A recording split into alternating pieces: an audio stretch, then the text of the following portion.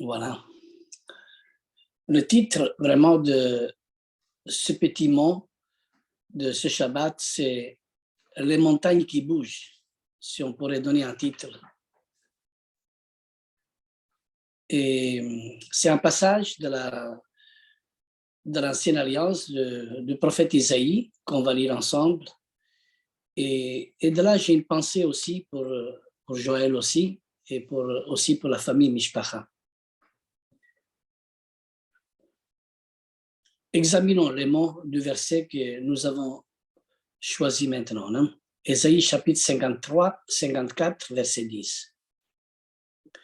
Quand les montagnes s'éloigneraient, quand les collines chancelleraient, mon amour ne s'éloignera point de toi. Et mon alliance de paix ne chancellera point, dit l'Éternel, qui a compassion de toi. Quelle belle parole. La Cheraki, c'est le même passage de la Cheraki, il dit, oui, les montagnes se retireront, les collines chancelleront. Mon chérissement pour toi ne se retirera pas. Mon pacte ou mon alliance de paix ne chancellerait pas, dit celui qui te matricie. Mais cette parole, à qui s'adresse? On pourrait penser que cette parole s'adresse à tout le monde. Bien, oui. On peut la comprendre aussi dans cet aspect. Mais cette parole de ce que le Seigneur a mis dans mon cœur s'adresse vraiment à l'épouse du Créateur. Car il écrit juste avant, dans le passage d'Ésaïe chapitre 54, le verset 5, le passage il dit « Car ton Créateur est ton époux. » Et l'Éternel des armées est son nom, et ton Rédempteur est le Saint d'Israël. Il se nomme Dieu de toute la terre. On ne peut pas donner toutes les explications de tout ce que vraiment on pourrait dire dans ce passage. Hein? Mais l'Éternel a caché sa face à Israël pour un moment. Ici, on le voit souvent dans la Bible, que Dieu cache sa face. Et quand on parle de ce Dieu unique, on parle de ce Dieu unique qui contient ses faces, que nous, on ne connaît pas et on ne comprend pas. On ne connaît pas la face du Père. On ne connaît pas la face de la Torah. On ne connaît pas la face de sa Ruach. Les Kéroubins, les Séraphins, ils disent Kadosh, Kadosh, Kadosh, Elohim, Tsevaot, comme s'il est trois faces. Mais Dieu est tout puissant et on ne pourra pas comprendre ses faces. C'est pour ça que même dans la Torah, dans la bénédiction aronique, l'Éternel il nous dit tourne tes faces. C'est-à-dire si cette face est cachée, nous ne pouvons rien comprendre. Et dans la prière, nous disons tourne tes faces afin que nous aurons la paix. Et nous avons besoin de cette paix qui vient de l'Éternel. Et Israël, pourquoi Dieu cache ses faces à Israël pour un moment? Pourquoi? À cause de ses adultères spirituels. Il lui a même donné une lettre de divorce à Israël. Regardez ce passage de Jérémie, chapitre 3, verset 8.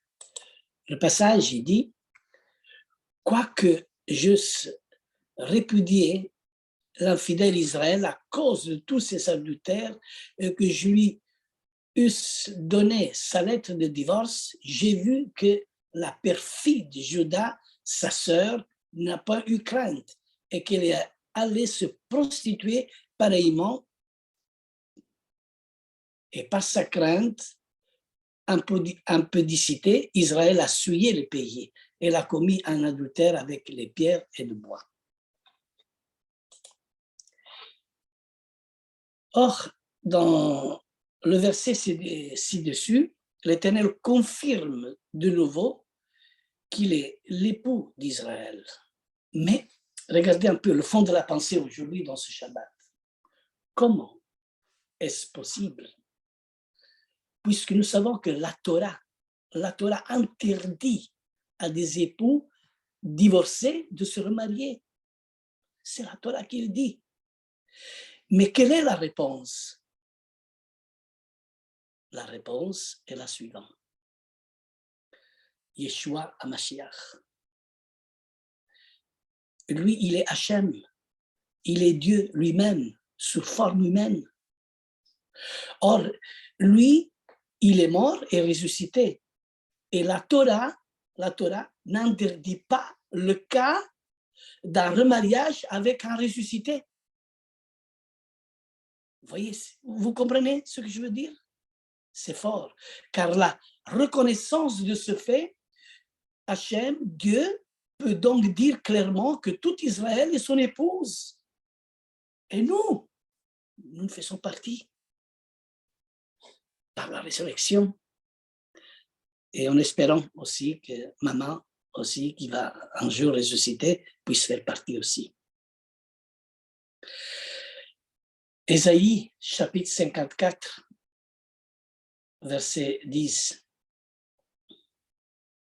Quand les montagnes s'éloigneraient, quand les collines chancelleraient, mon amour ne s'éloignera point de toi. Voulant dire, ma Torah, la parole que tu as mis dans mon cœur, ça c'est l'amour de Dieu. L'amour de Dieu, c'est que lui, il a déposé sa parole, il a déposé sa Torah, il a déposé son Fils unique à l'intérieur de nous. Yeshua a dit, si mes paroles demeurent en vous, voulant dire, si moi je demeure en vous, parce que lui, il est amour. Car Dieu a tant aimé le monde qu'il a donné. Et l'amour consiste à donner. Et Hachem a donné vraiment le meilleur. Il a donné sa parole, il a donné sa Torah, afin que demeure en nous.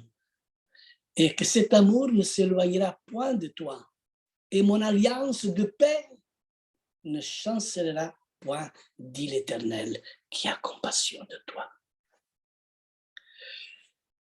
Que cet amour ne vienne jamais moins dans notre vie. Et que cet amour puisse briller toujours dans notre famille Mishpacha. Alors, je vous exhorte, mes frères et sœurs, continuons toujours dans cette unité d'amour. Mais il ne faut jamais oublier que si la parole de Yeshua ne demeure pas en nous, nous ne pouvons rien faire. Mais il faut bien croire que Yeshua, il est Hachem, il est le Dieu Tout-Puissant. Amen. Car si nous ne croyons pas ce que lui il est, nous mourrons dans nos péchés. Tous. C'est pour cela que Yeshua lui-même dit, c'est lui qui confesse mon nom. Et c'est le seul nom qui doit être confessé devant les hommes, devant tout le monde. C'est son nom. Alors, lui, il le confessera, il le présentera devant son Père. C'est le seul chemin. C'est l'unique chemin. C'est l'unique voie. Et Dieu a prévu pour l'humanité. L'homme a désobéi, l'homme a péché, mais il a prévu que de la descendance de la femme, plus tard, naîtra justement un peuple. Et dans ce peuple qui est Israël, viendra le Mashiach. Et ce Mashiach est celui qui apportera la paix dans tout Israël, dans le monde entier. Alléluia, c'est ça l'amour. L'amour qui consiste à donner. Et Dieu a donné. Il veut nous donner son royaume. Il veut nous faire partie de son royaume.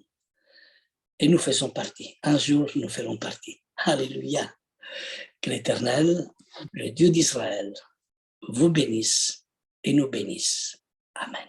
Amen. Amen. Amen. Amen.